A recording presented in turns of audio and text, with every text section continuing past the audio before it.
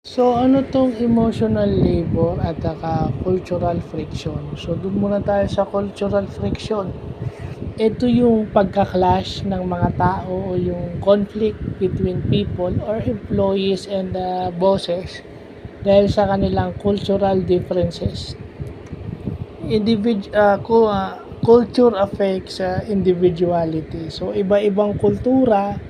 So, ano nangyayari? Iba't ibang beliefs. Kaya ano nangyayari? Nagka-clash. Nagkakaroon ng conflict. So, yun yung cultural friction. So, dapat natin maintindihan yan. And then, yung emotional labor daw, yun yung ginagawa ng isang individual o isang empleyado o isang tao para ma-maintain yung smooth flow of work.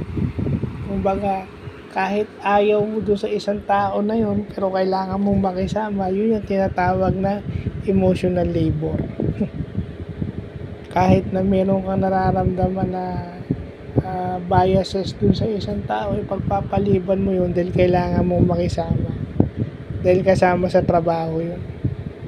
Dun sa katrabaho mo, hindi lang dun sa customer nyo. So, yun yung magandang natututunan natin. So, yun lang po.